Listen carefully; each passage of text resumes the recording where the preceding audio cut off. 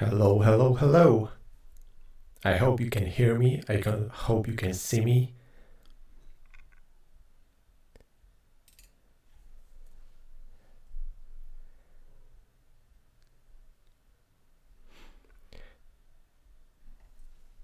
Give me a shout out in the chat if you are hearing me, if you can see me.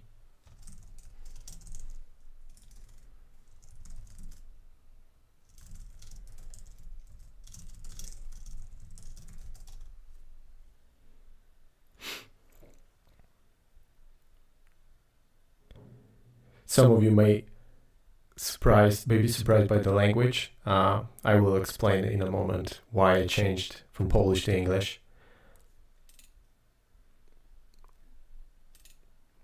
Let's wait for a second for the people that will join us. But I hope I'm hearable and you can also see me.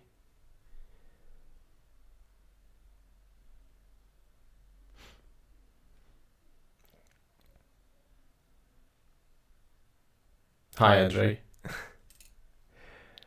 Okay, cool. So, to not waste our time, because we've got a lot of stuff to cover today, long story short, with the new series comes the new challenge, and I challenge myself to actually switch the language in order to have much broader audience and possibly much more reusable content, as English is much more predominant in our industry. But additionally, I don't want to skim over my Polish friends. So if you like to use the Polish language in the chat, ask questions in Polish, feel free to do it.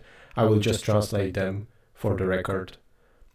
And also, if you have feedback or if you would like to share some thoughts in the chat, feel free to do it in any language you would like to.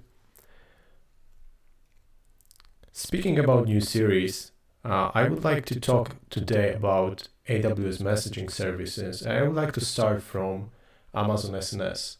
But before we start about SNS itself, let's talk about why I chose the main theme for the series. If we will focus on the broad portfolio of the AWS services, we've got a lot of services available from many different branches. And messaging, and in particular, message-oriented services are also pretty popular when it comes to the portfolio. And we've got many services to choose from. SNS is just one example, but you can see on the slide a list of services that is ever growing for every year that we see new services.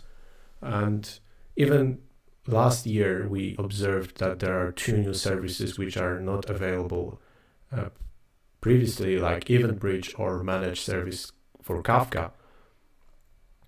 In the past, we also observed that Amazon added the Amazon MQ service. There was Kinesis umbrella services available. There are also additional services like Pinpoint and so on and so on. And all those services are actually adding to the complexity, to the wide portfolio of services.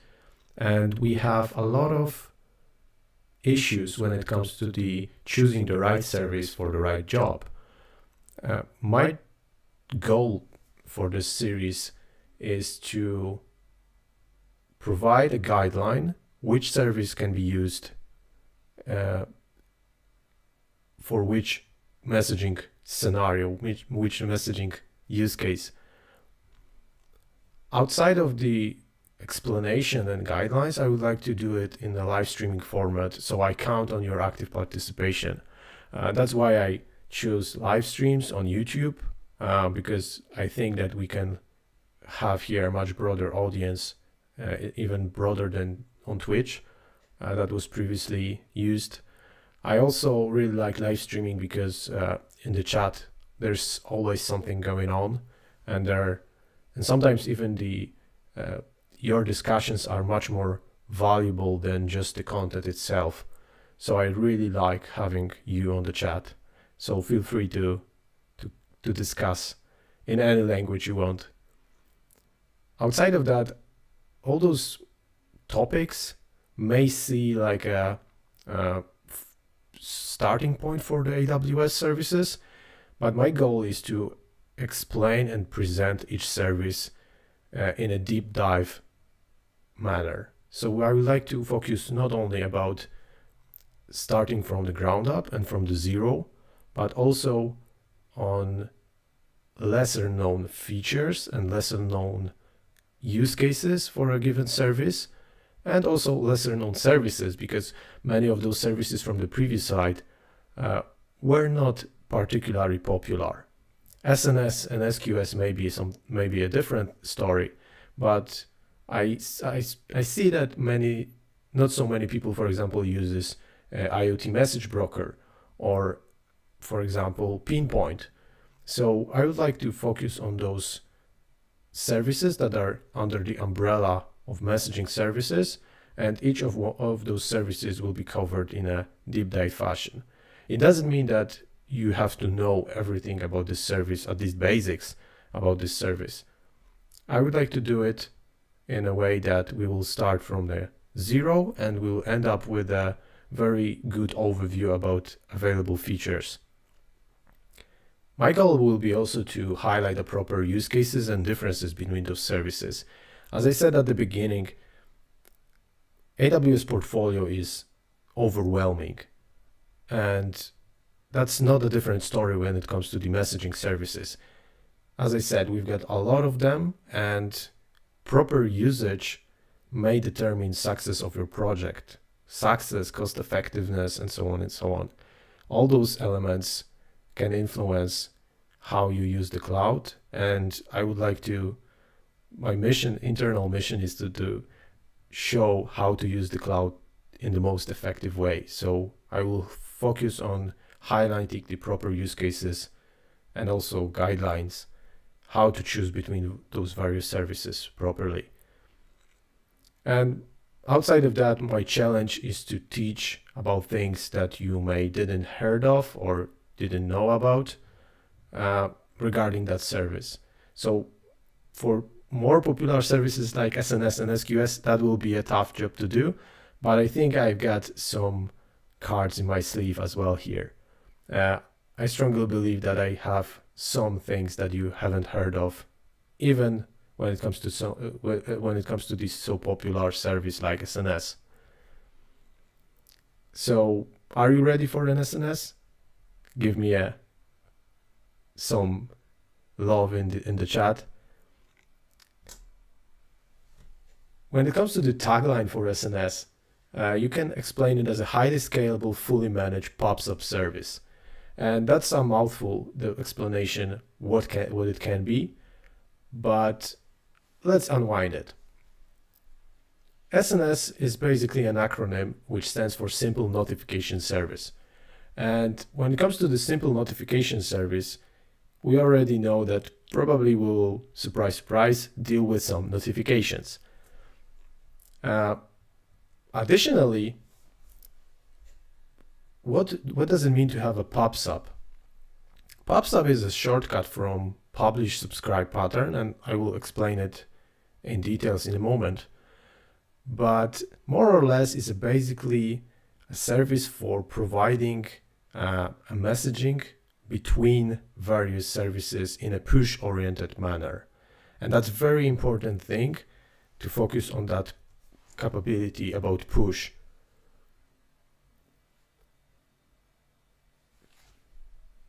Okay, Andrew says that I may sound like a robot, so if someone else has this problem, please let me know. I hope that it's not an issue with my streaming.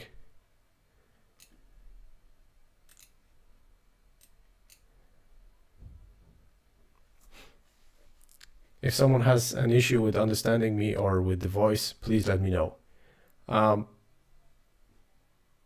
When it comes to the push-oriented service, it's all about pushing in one direction, unfortunately.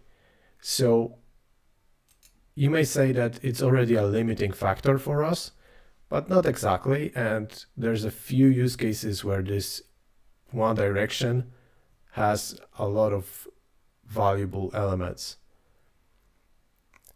Additionally, notification in the name suggests that we will be able to notify a variety of endpoints and clients from that service.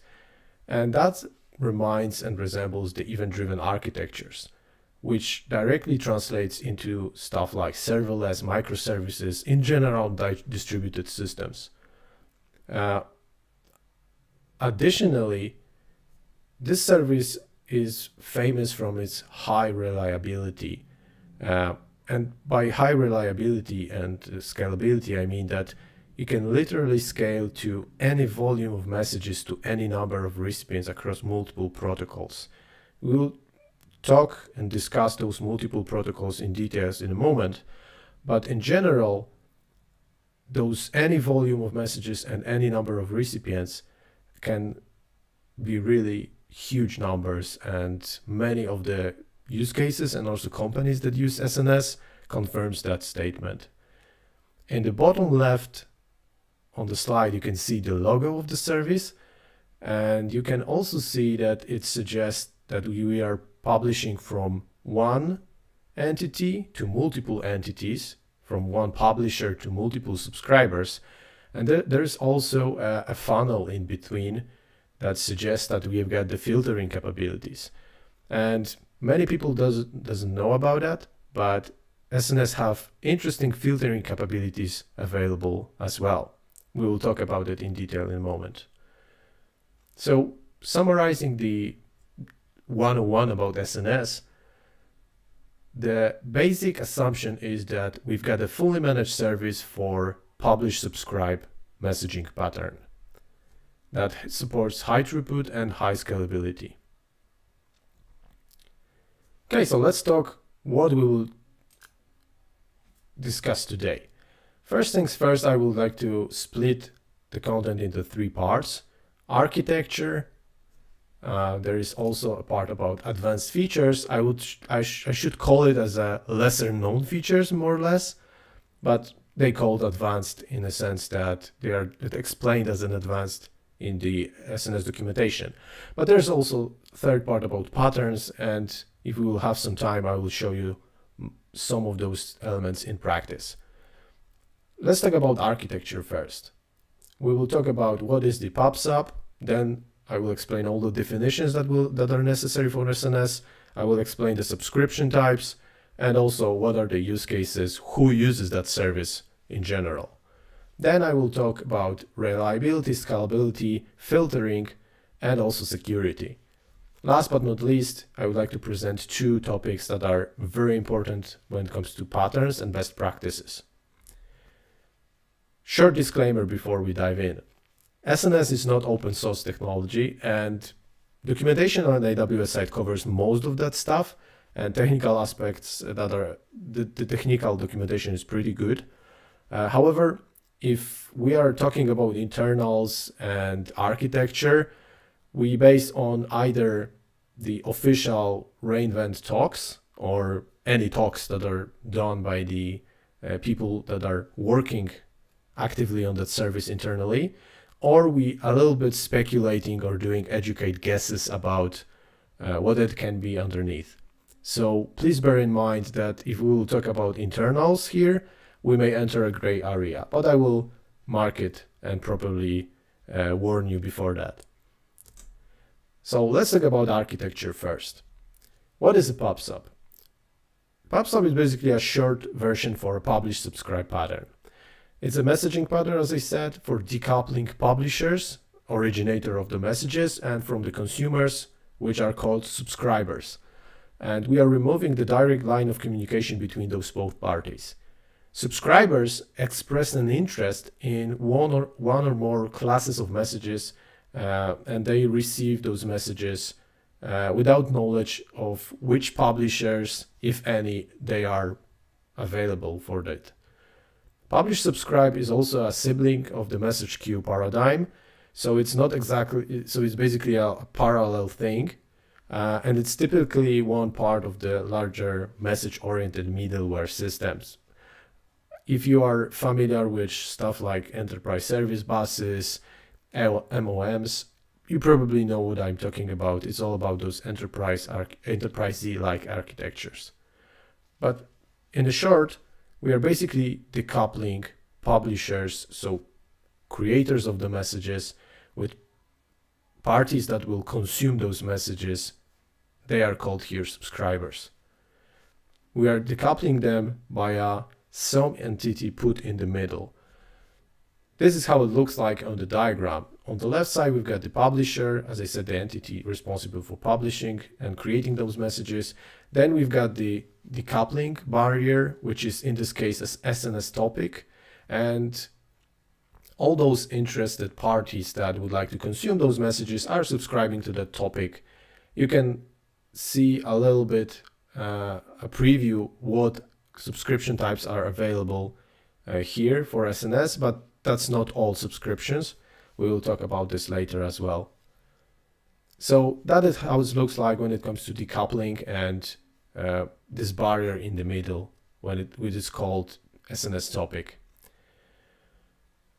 Speaking about definitions, publisher, as I said, entity responsible for publishing the message. When it comes to SNS, publishing can be done from any application that has AWS SDK used inside and which has a permission to publish to a topic. So if you have ability to publish to a topic by having a permission and also having the SDK for the AWS APIs, you can have an ability to publish to a topic. So sending the messages is possible from any place. Speaking about topic, after publishing a message, the Amazon SNS service receives this message, and with the use of the topic, it redirects and copies those messages from publisher to multiple subscribers.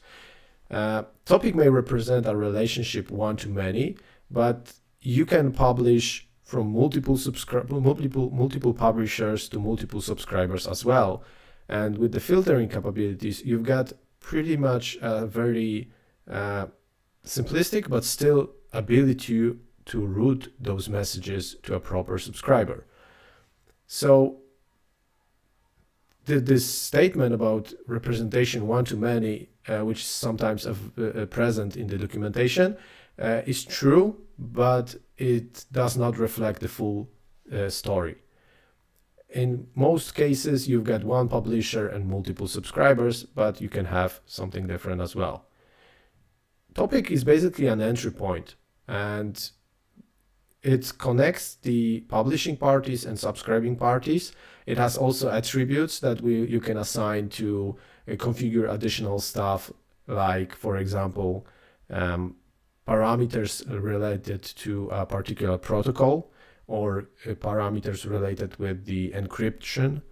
And as I said, topic can have multiple subscribers, each of one from a different kind.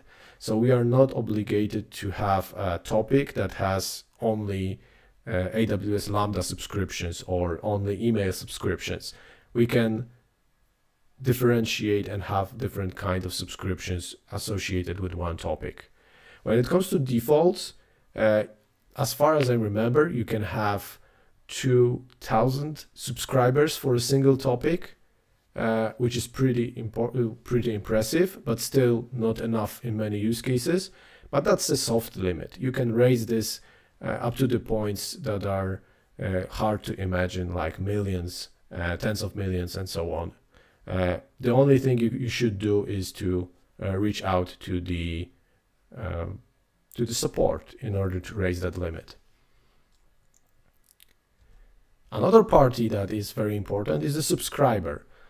As I said, is an entity that receives messages from a given topic, and for each type of subscriber, we need to confirm the subscription. In special cases, AWS service has to create an IAM policy that allows you to push messages. A great example is when we are pushing from SNS topic to a queue. And in order to have ability to push to a particular queue, we need to create an IAM policy called queue policy that allows SNS as a service to publish messages to this queue. But if we, for example, use webhooks or we use emails, we need to confirm that subscription in the first place in order to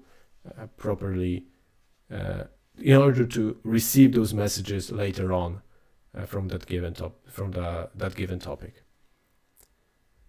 And last but not least, actually not even closest to be least, because that's the most important thing that we send over the topics, messages.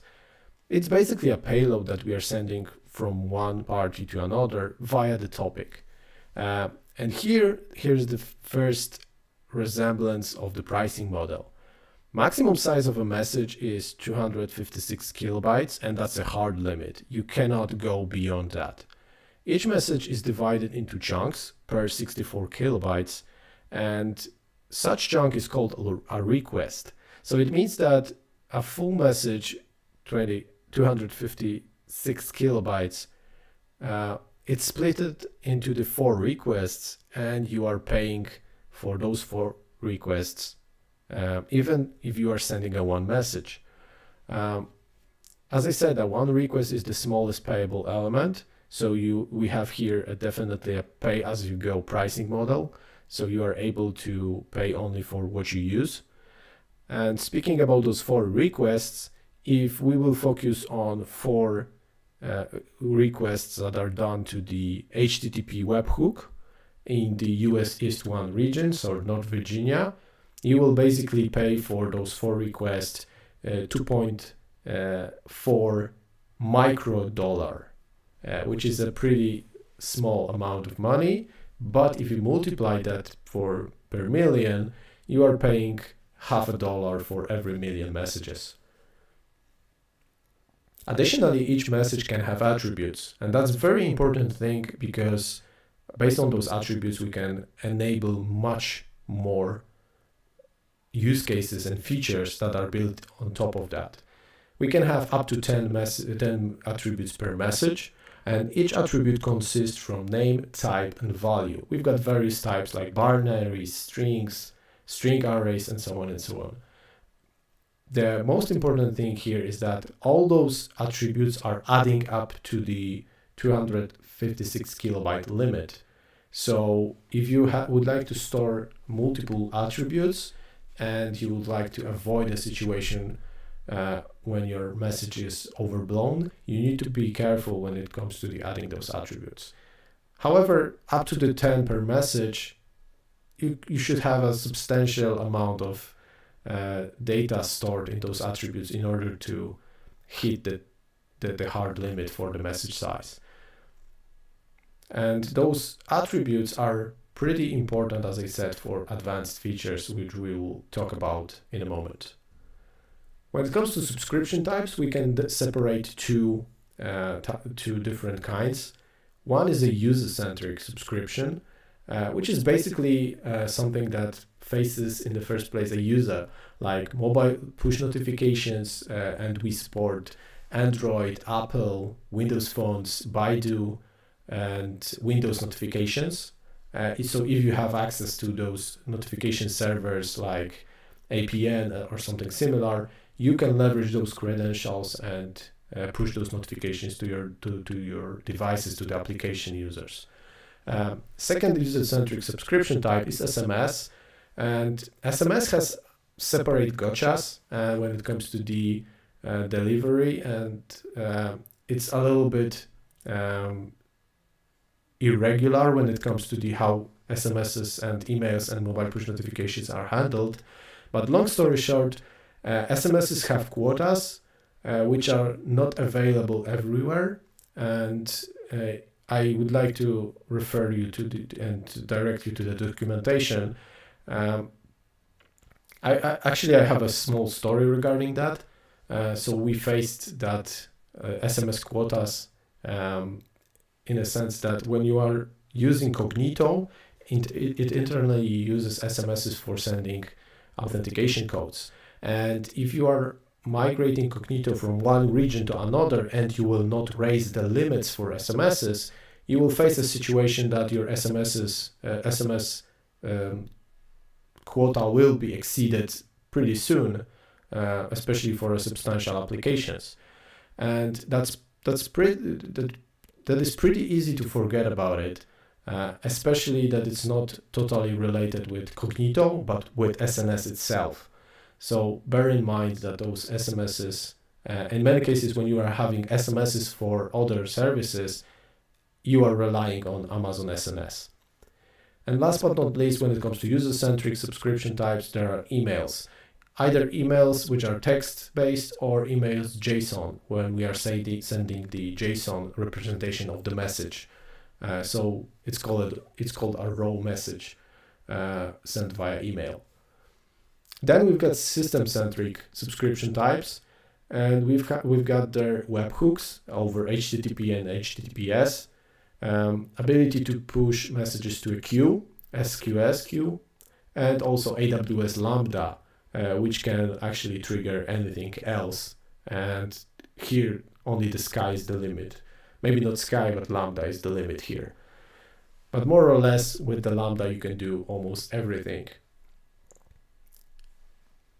So speaking about those subscription types, the separation between user-centric and system-centric is also available and visible in the documentation, because in many places you will see that some kind of subscription types are supporting some kind of features. So that's why I use this user-centric, system-centric separation as well here. We'll talk about this later when it comes to the advanced features. And before diving into the advanced features, let's talk about use cases and who uses SNS. So on the slide, you can see 4 companies that are listed on the official SNS website. And those services like Play on Sport, NASA, Change Healthcare, or FC Barcelona, those are using those services in order to trigger the processing pipelines, to send notifications to the fans, to support the push notifications, email notifications, and so on and so on.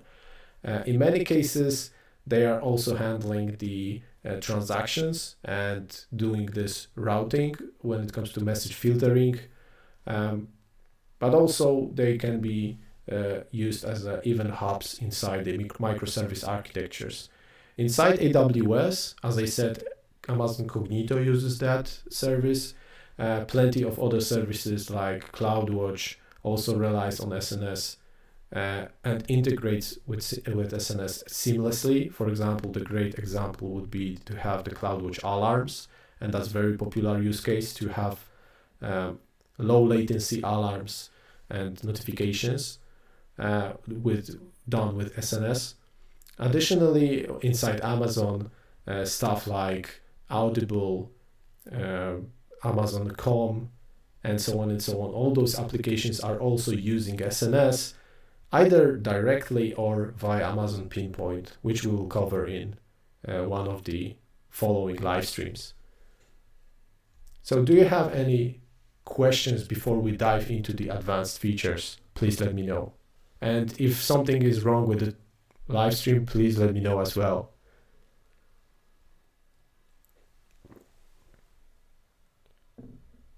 I don't hear any questions. I don't see any questions on the live chat, but maybe someone will have it.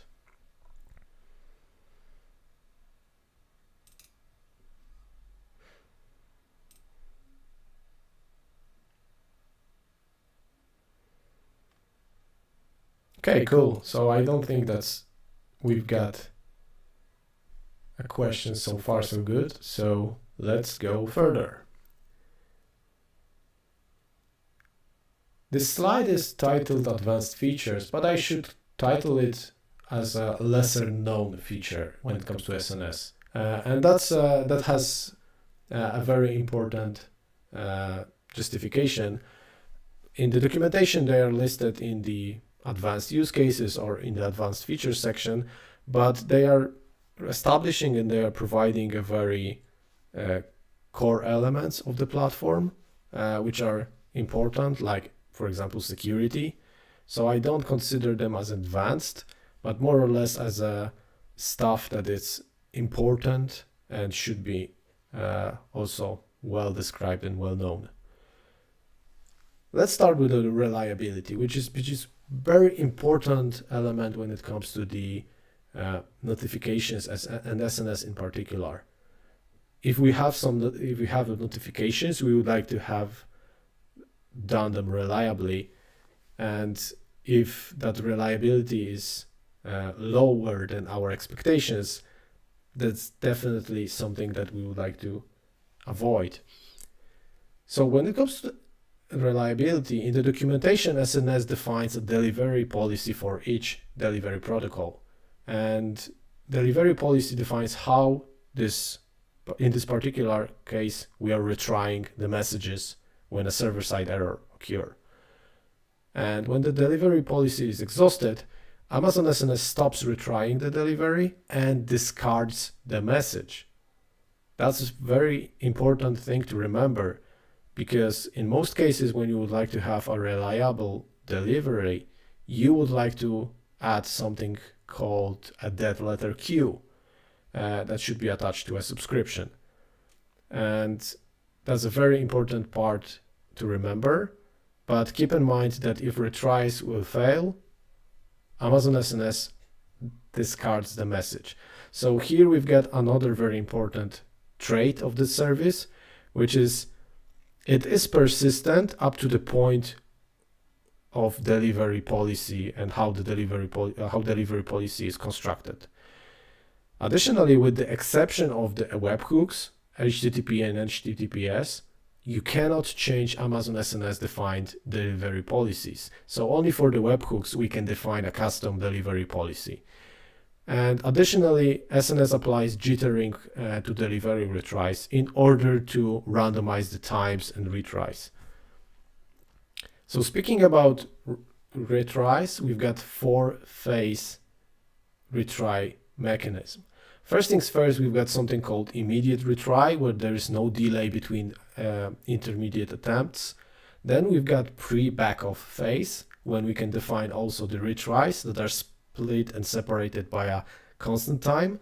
There is the backoff phase, where we are actually, depending on the algorithm, backing off each try. And then there's post-backoff phase, which is also important when it comes to the last elements before we will ditch the message.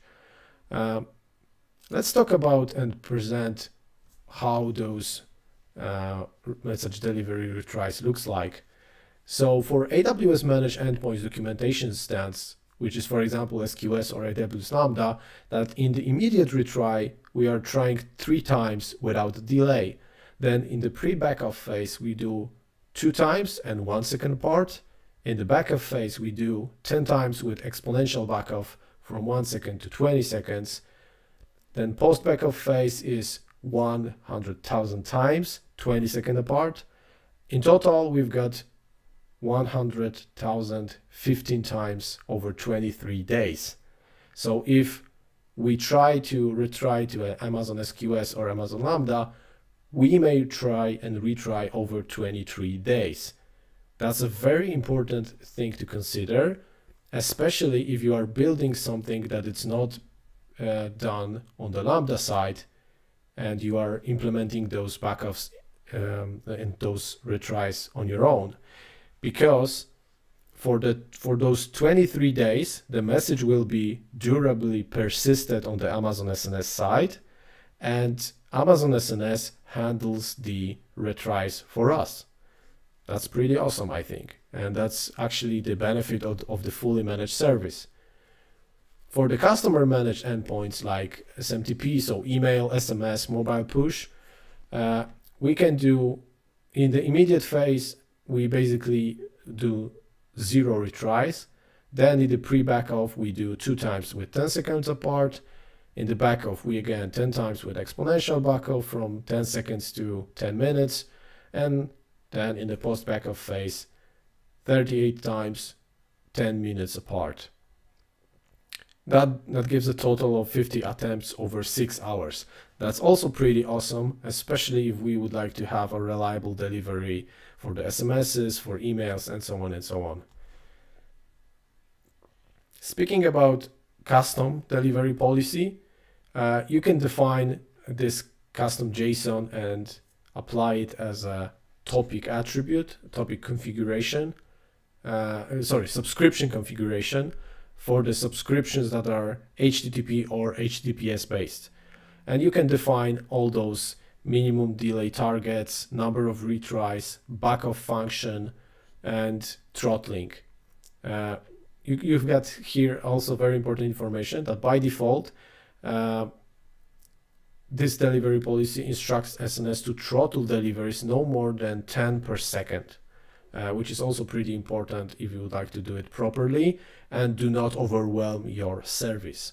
Because clearly those webhooks are either third parties or your service, services like for example, applications that are in the legacy mode on the IA infrastructure as a service manner. So you wouldn't like to kill those applications with SNS when it comes to the retries and backups. But as I said, that's the only subscription type when we can apply this custom delivery policy. Otherwise, we need to face those predefined elements which are explained in the documentation. But I think 23 days for built-in and AWS managed endpoints is pretty good, and 6 hours for customer managed endpoints is also pretty good for the majority of the use cases. So let me switch to a presentation. Yeah, and those 4 phases are handled for each subscription type, so there is no exception from that. When it comes to the reliable delivery, the most important element is to have a dead letter queue, which is basically an Amazon SQS queue that is attached to a subscription and can be targeted for messages that can't be delivered to a subscriber successfully. They can happen because of client errors, server errors, and so on and so on. If we have such dead letter queue, or DLQ in short, assigned to a subscription, we can actually have those messages available for further analysis and reprocessing. So you may ask, okay, so how can I move those messages out from DLQ? And we will talk about this in detail in the next week when we will talk about SQS, because DLQs are also an important part of the SQS service. But more or less, we've got 2 ways to do it. When we can avoid writing SQS consumer logic, and that means that we are using AWS Lambda consumers, or when we need to write the SQS consumer logic, and that means that we are using anything else like EC2, Fargate, ECS, or legacy on-premise, you name it. This consumer logic implementation requires to have it on AWS. It requires to have it AWS SDK attached as a dependency, and it means that also you need to re-implement it in line to the recommendations and how SQS actually works. But for the most important subscriptions that needs to have 100% delivery, I can strongly suggest, and also that is suggested by the documentation on the AWS side, that you need to attach a dead letter queue. Additionally, we've got something called delivery status logging. When in the Amazon CloudWatch logs, we can observe the status attributes for endpoints like mobile applications, HTTP, HTTPS, AWS Lambda, and Amazon SQS. So we can have those information about deliveries written into the logs, and then we can parse those logs, process them properly, and investigate what happened with this particular subscriber, what is the delivery and status for that particular deliveries. We also have the metrics in the CloudWatch regarding the deliveries. So I strongly encourage you to look into that if you would like to have ability to investigate those elements. Some of you may ask, what if I would like to have a delivery status logging for emails? That's not covered explicitly in SNS, and if you need such guarantees, I strongly recommend you to watch and look carefully to the simple email service. So another service, different one, which has abbreviation SES, because there you've got the information about hard bounces, soft bounces, delivery for emails, and so on and so on. If you are interested in more detailed metrics and monitoring of the email delivery, there is definitely worth noticing that Amazon Pinpoint has a dedicated dashboard and also dedicated console for email delivery and email quality classification. But we will talk about it in the next live streams when we will cover the Pinpoint. So that will be all when it comes to reliability. That's all elements that we have on SNS side to cover the reliability. Let's talk about very important element, which is message filtering. By default, all subscriber that is subscribed to a topic receives every message that is published to that given topic. And that's a default state. So there is no filtering implemented. Everything that goes into the topic goes out to a subscriber with a retry policy that I explained a few seconds ago. But we can apply a filtering to receive a subset of messages. And in order to do that, we need to apply a filter policy to a topic subscription. So again, we think about additional settings that are applied for a particular subscriber in order to receive a narrowed down subset of messages. The subscription filter policy allows you to specify attribute names and assign a list of values to each attribute name that will be your filtering criteria to actually receive that message. Keep in mind that additions and changes to a subscription filter policy will require up to the 15 minutes to take a fully effect. They mark it as an eventual consistency in the documentation. It's pretty visible in the documentation as well, but it may be overlooked and you may forget about it when you are trying to use this feature. When you can use this kind of filtering, so imagine that you've got one SNS topic and multiple queues available at the end. And you are using some kind of logic currently to route those messages to a proper queue. Instead of implementing that logic in your application, you can actually send a message with a particular attribute that will allow you to filter on the SNS side where to send this message and when to route it. It's a very powerful mechanism, but you need to be aware of those constraints, and I would like to present some of those with use of documentation. So if you would like to filter messages that are published to a topic, first things first, you need to create a topic. Then you need to create an Amazon SQS queue or any subscription actually that will be used. And then you are setting the filter policy to a subscription.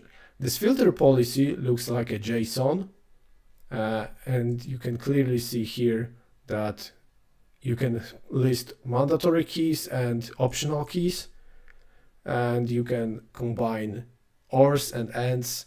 I will show you in a moment the exact definition, but you are doing this on the subscription level in order to receive a subset of messages, as I said. So what are the constraints and limitations when it comes to the filtering policies languages? If you would like to have a policy that accepts messages, you need to create a filtering policy that contains all those required messages and list of those required messages properly. And then you need to list available values for every single attribute. So here for this particular policy, we are expecting that it will have attribute store, which have value example corp, attribute event, that has anything but order cancelled, and customer interests, which has rugby or football or baseball, and also price USD, which is a numeric value that is greater or equal 100. If we would like to policy that rejects the messages, we can also create a filtering policy that contains list of attributes, but we need to have additional value that is assigned to an attribute that will not be present in the send attribute.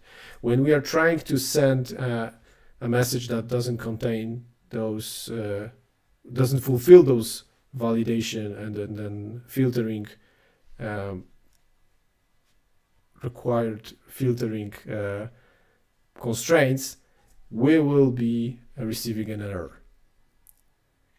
And here is then explanation of all those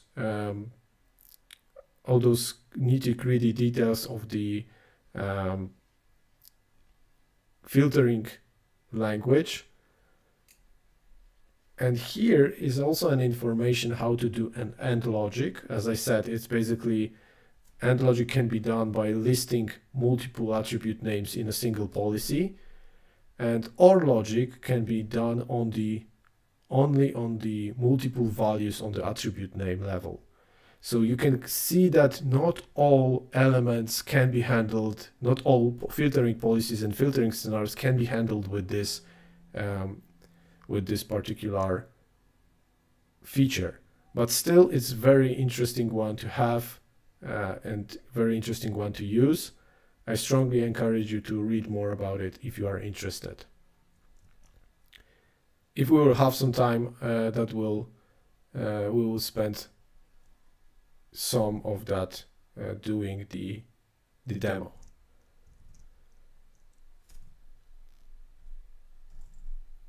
So speaking about message filtering, there is also one important element as well. As I said, each attribute name in a filter policy matches an attribute name assigned to a message. That is when the subscription accepts this message. And for each matching attribute name, at least one match exists between the following, either the values or the message attributes. If none of that will match, message will be retried and eventually discarded, or if we will have DLQ, it will be sent to a DLQ as well. Additional element that is important when it comes to message delivery is having an ability to have row delivery. And that's pretty important when we've got this situation when we are actually having the nested messages for multiple services. This may happen when we have, for example, SNS topic that forwards messages to SQS, and every single time that we push a payload to an SNS, it wraps around our payload into the JSON specification of the message from SNS, and then sends this JSON payload to a SQS queue that wraps it once again in the JSON structure of the SQS message. So we've got this Frankenstein-like structure when we have a JSON inside a JSON inside a JSON. If we'd like to avoid that thing, there is an ability to create a subscription with the attribute called row message delivery. And after enabling that, Amazon SNS will send a row message directly to a subscription. And inside HTTP header, there will be additional HTTP header that will have an information that it's a row delivery. So there is no way to obtain the JSON additional JSON elements from that delivery. That is pretty handful thing to have if you would like to avoid multiple nested structures when it comes to parsing the payload. Now let's talk about the encryption and privacy. And here I would like to talk about encryption and privacy in transit. And it shouldn't be called encryption, more or less, because almost all communication uses TLS or SSL unless you explicitly omit it. And by omitting it, I mean you will use HTTP webhooks, obviously, because they are not supporting encryption in transit.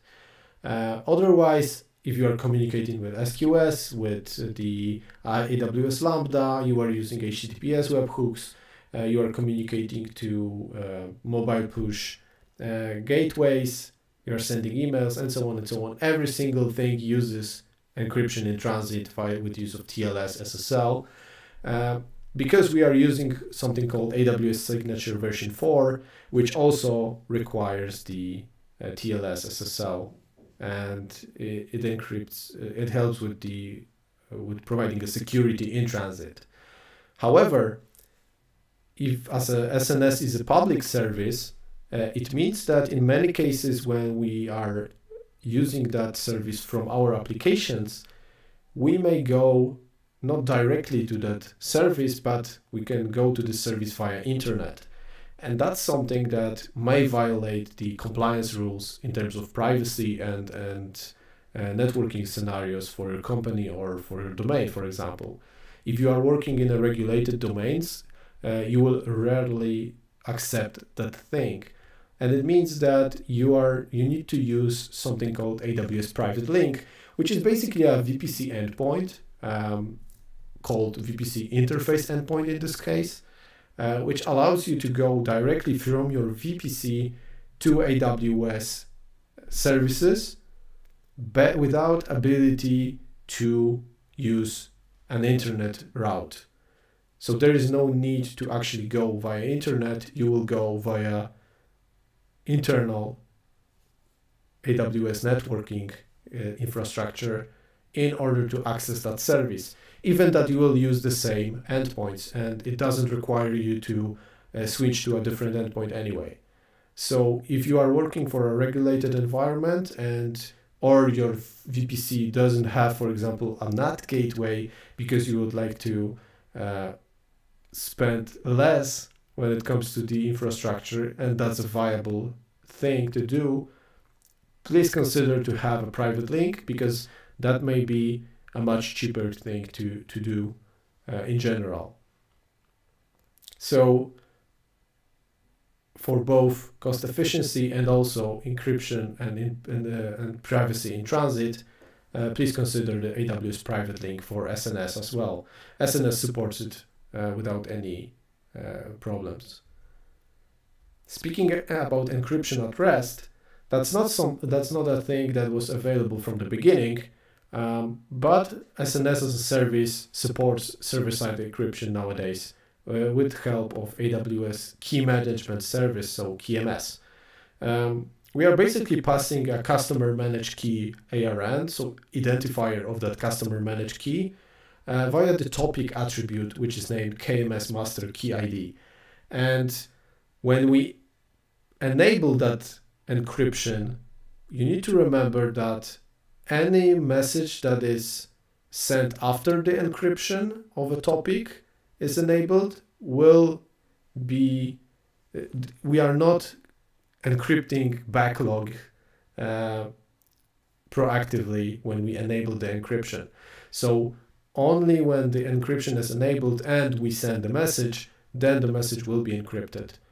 And if we will disable the encryption for a topic, and the encrypted messages that were previously encrypted will stay encrypted until they will be received and consumed.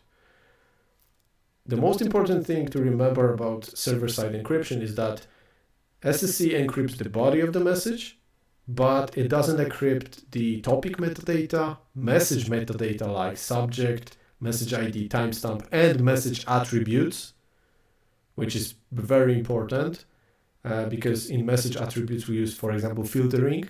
We use those for the filtering, and if we will use some sensitive data there, they may be exposed, and per topic metrics also are not encrypted.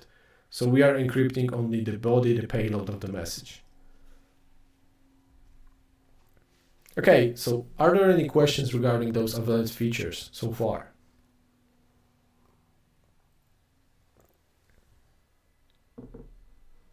You are silent today, so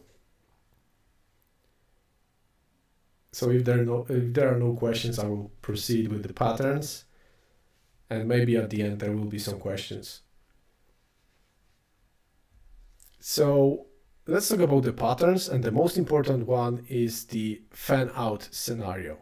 It happens when you've got a Amazon SNS message sent to a topic, and then you would like to push it to a multiple subscribers by basically replicating that message. That sounds like a definitely a default use case for SNS, and it's very important when it comes to scalability and allowing for asynchronous processing.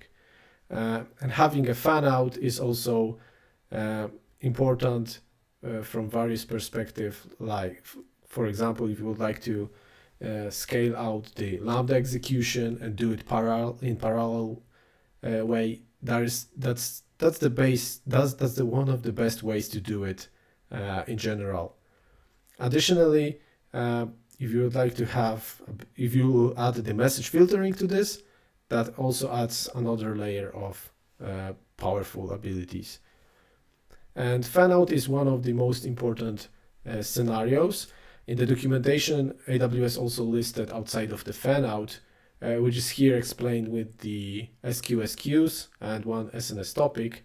They added such common use cases like application and system alerting, which is pretty important when it comes to having the low latency alarms and notifications about stuff that is on fire, for example, like the Amazon EC2 auto scaling or some CloudWatch alarms that are highlighted on red. You can also push emails and text messaging. That's obvious thing. As I said, the user-centric subscription types are pretty important, and they are very well supported on the AWS side. And when you have the mobile push notifications, that's the same story. They are very well supported, and they are having the very good scalability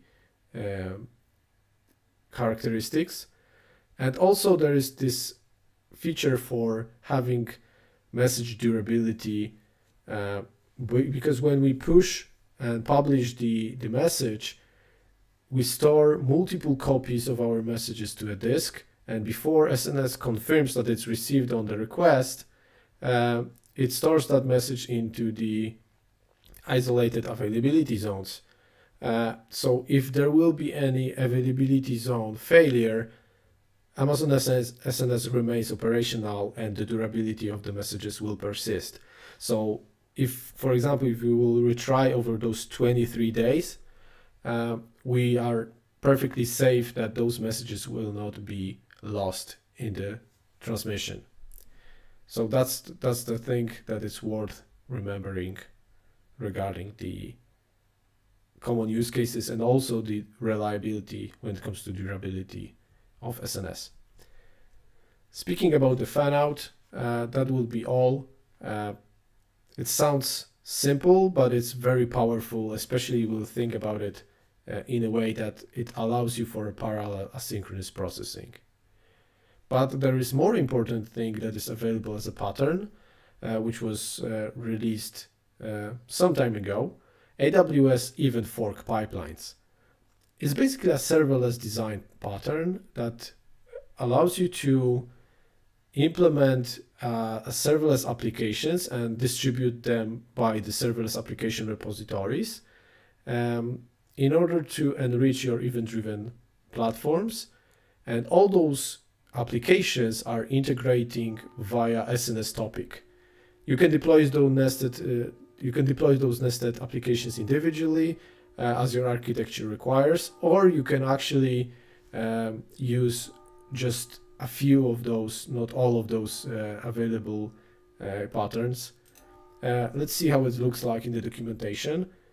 So basically, all events that are coming to Amazon SNS topic are Fanout to multiple AWS event fork pipelines, and they will be filtered based on the message attributes that are sent. You've got your event processing pipeline, which is here marked as a box, but you can add almost anything that will integrate with SNS. But you can also have 3 other very important applications that are useful in context of any notification like pipeline. First one is about event storage and backup. Second one is about search and analytics, and third one is about event replay. Sorry. So speaking about event storage and backup pipeline, we are basically having all messages, and that's basically we are fanning out all messages that are coming into the topic. We are fanning out those messages to this application, to this fork event pipeline. Then we store all those messages in Amazon SQS queue. We use Lambda for process that and send to data firehose, the Kinesis data firehose, and this will send those messages to S3 backup bucket. So this application handles the backup for our events that are incoming, and serves also a purpose for storing those events. For example, for later use with ability of Amazon Athena. Second event analytics pipeline. Second event fork pipeline. Focuses on analytics and search.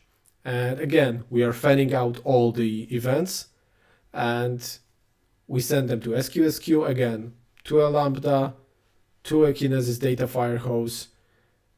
We send those messages to Elasticsearch service. If something went wrong, we send them to a dead letter bucket in order to reprocess later or to investigate what went wrong. And with use of Kibana, we can actually have search and analytics capabilities for our events. And last but not least, we've got event replay pipeline. We basically have the Amazon SQS queue in our regular event processing pipeline, but we also have a second queue that stores those messages for the replay that will be available later on. We can also have a DL queue here that will handle all those failed deliveries. And with those replay queue and DL queue, we can have an AWS Lambda replay function that will basically disable replay and send those messages back to the processing pipeline. So we will be able to store our records for 14 days because that's the maximum durability storage attribute for Amazon SQS queues. But we can have those 14 days to recover and replay our events from those queues. That's a very, very powerful pattern, and there is a already prepared set of applications which are available in the serverless application repository. You can actually see them in the AWS SAR, which is available here. If you look for AWS event fork pipelines, you can actually look for messages.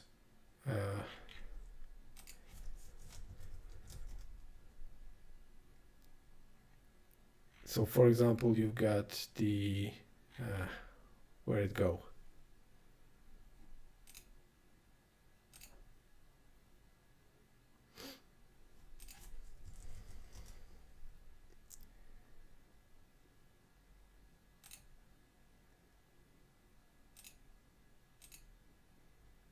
Oh yeah, for example, you've got here fork event search analytics pipeline, fork event reply pipeline, eFork event storage backup pipeline. There's also some fork applications created by the community or by the AWS itself. Here you've got the e-commerce checkout API or e-commerce checkout pipeline, and the demonstration how to use this pattern in a more powerful way.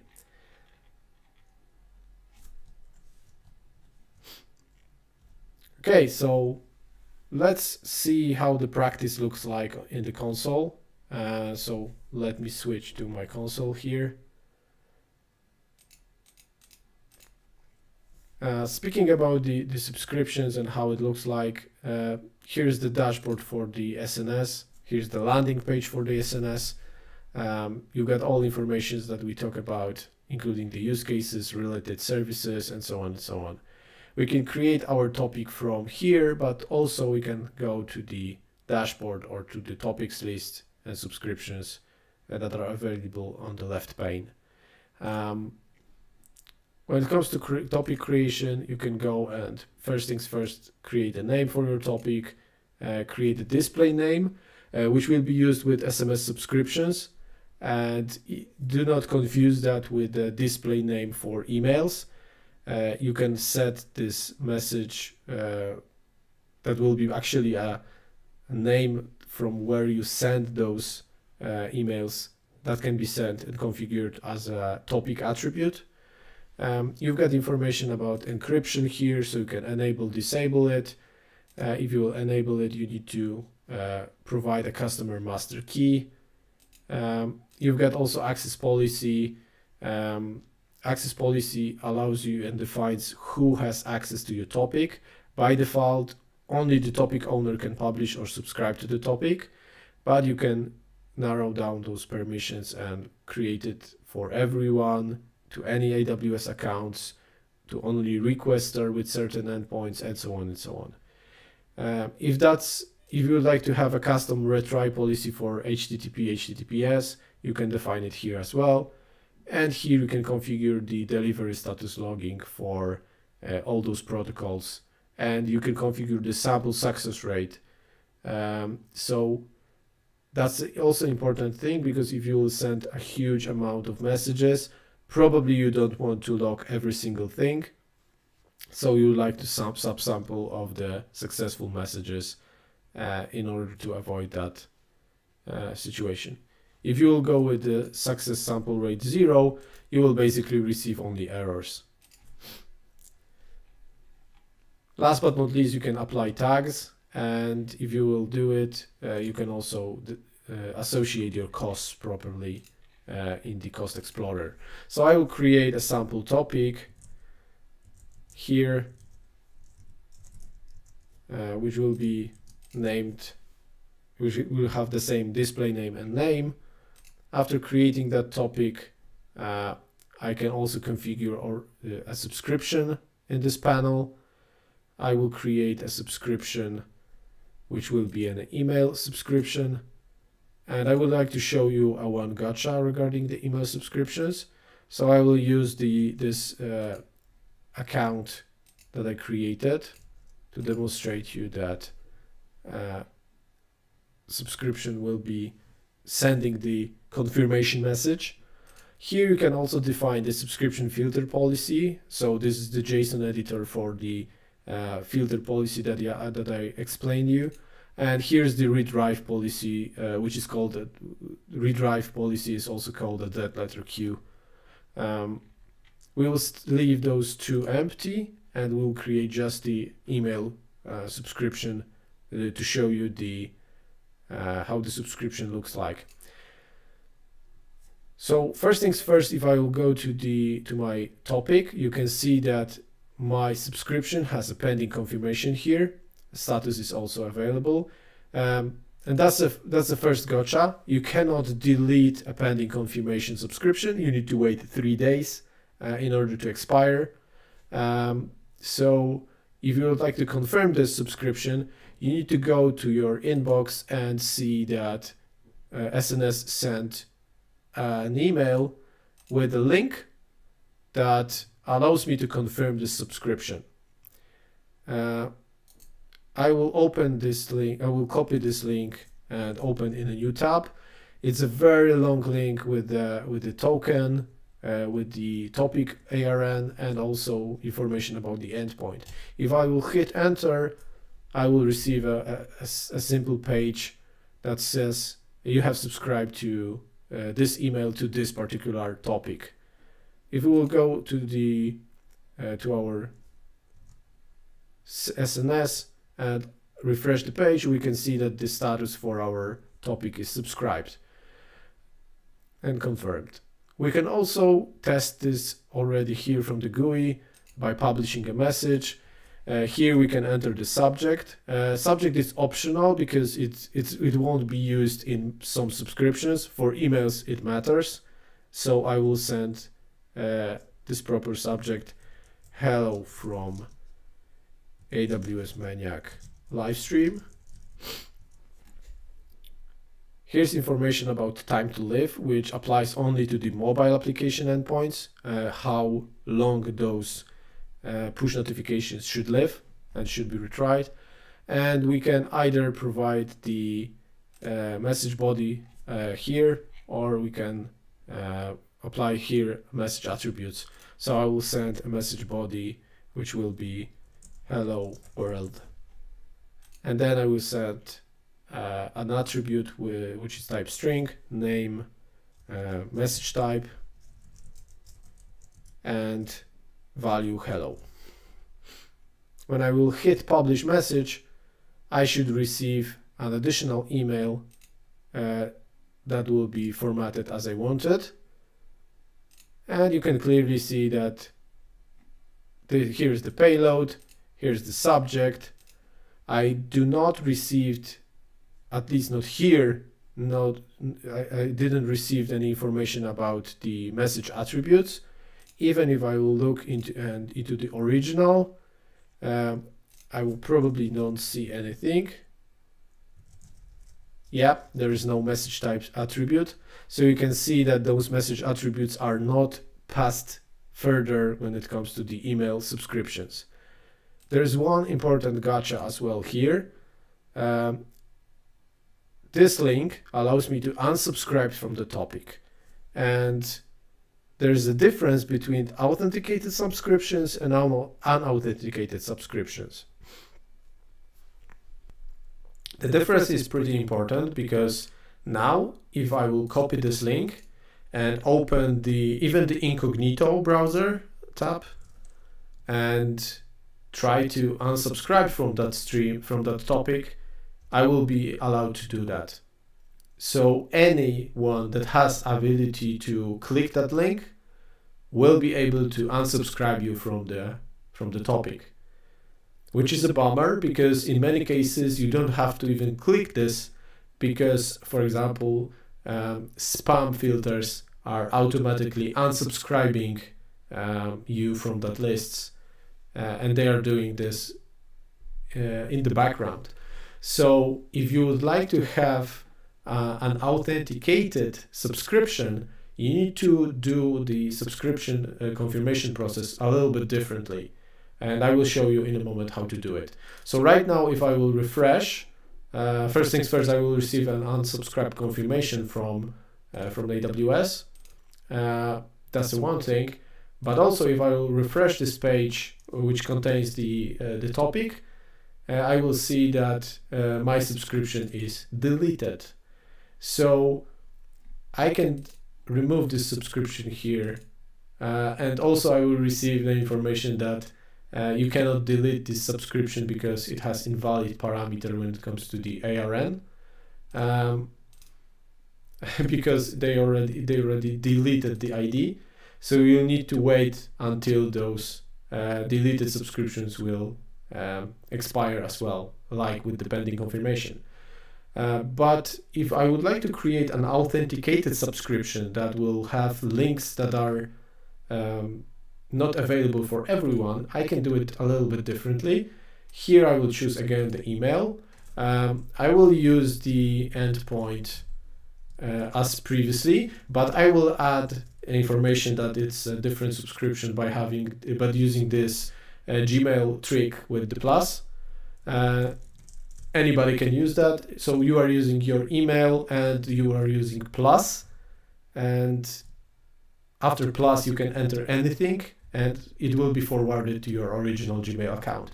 So I'm using deliberately a different email address here, which is forwarded to the same one, to present you that this subscription will be authenticated and it will not allow you to unsubscribe anybody from that topic.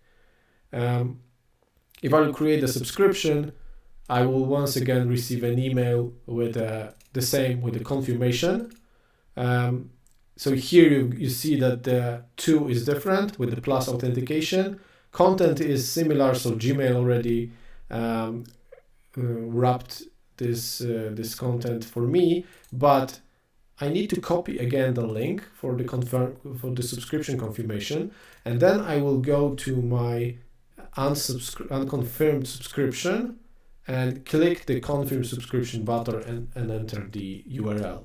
And because I'm doing this from the tab from the browser that is authenticated into the AWS console, or I can do it also from the AWS CLI, this will create an authenticated subscription that only I, with ability to log into the AWS console, that only I will be able to unsubscribe. So I will click the confirm subscription here. When I will refresh, the subscription will be confirmed. I will publish once again the message, hello again, and click the publish. And when I will get the message, there will be also the same link that is available to unsubscribe me from the topic. But if I will open this link in the incognito browser, it will also inform me that I am able to be removed. And okay, so I messed up one thing. I probably did this from the wrong button. So once again, let's refresh this.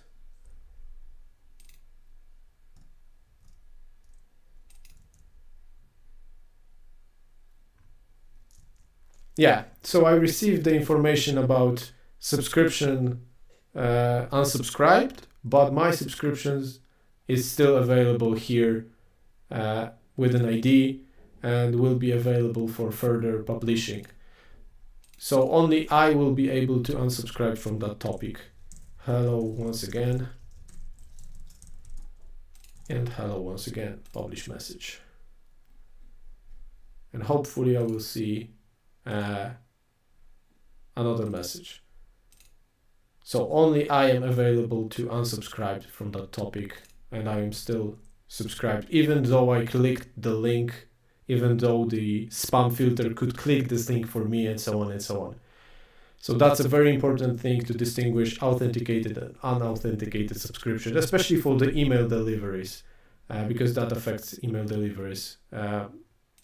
And if you would like to delete these subscriptions, I can click delete, and basically it will immediately remove this subscription from here. I can also remove the topic itself, and that will also preserve all those subscriptions that are hanging in, which are not associated anymore to a topic, but they are still available here and waiting for expire. Again, I remind you that you are not able to delete this because it has an invalid ARN because it was unsubscribed. So you need to wait for expiry. Okay, so that's all for what I prepared today. Are there any questions?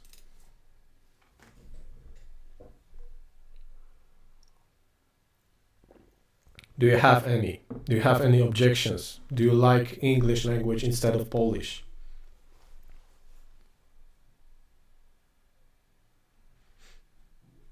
If I don't hear any objections, I will continue, and the next live streams will be also in English. So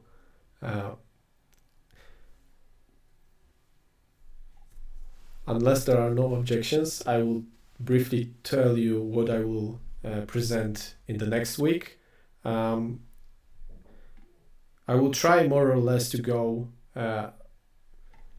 as we did on the second slide. So next time we will talk about SQS, and probably we will stick to this original order. So next will be Apache ActiveMQ, so Amazon MQ service. Then there will be Kinesis data streams, Event Bridge, Managed Kafka, Pinpoint, and so on and so on.